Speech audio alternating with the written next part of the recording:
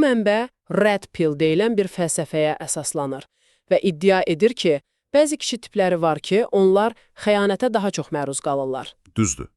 Red Pill. Bu özü də kifayət qədər müzakirəli bir yanaşmadır. Gəlin baxa görək bu mənbə konkret nələr deyir. Bizim də məqsədimiz sadəcə bu fikirləri sizə çatdırmaqdır.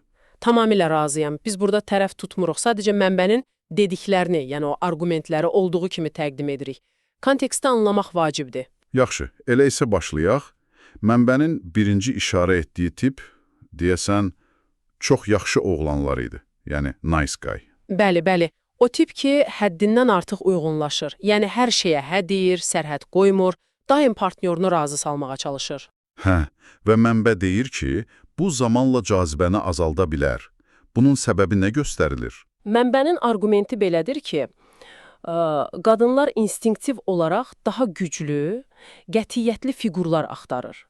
Və bu çox yaxşı oğlan davranışı o ehtirası, o gərginliyi azalda bilir. Maraqlıdır. Həm də deyilir ki, bu hədsiz fədakarlıq bəzən, necə deyim, qeyri-səmimi görünə bilər. Yəni, partnyorda hörməti azalda bilir. Və bu da bizi elə ikinci tipə gətirir. İkinci tip. Öz dəyərini, öz sərhədlərini bilməyən kişi. Aydındır. Yəni, sərhədləri qoruya bilməmək də bir riskdir mənbəyə görə. Elədir. Mənbə iddia edir ki, əgər kişi özünə hörmət etmirsə, hər şeyə dözürsə, istəklərini demirsə, qarşı tərəfdə ona dəyər verməyə bilər. Yəni, emosional olaraq dəyərsizləşə bilər. Başa düşdüm. Bəs üçüncü kateqoriya. Deyəsən, bu daha çox xarici faktorlarla bağlıydı.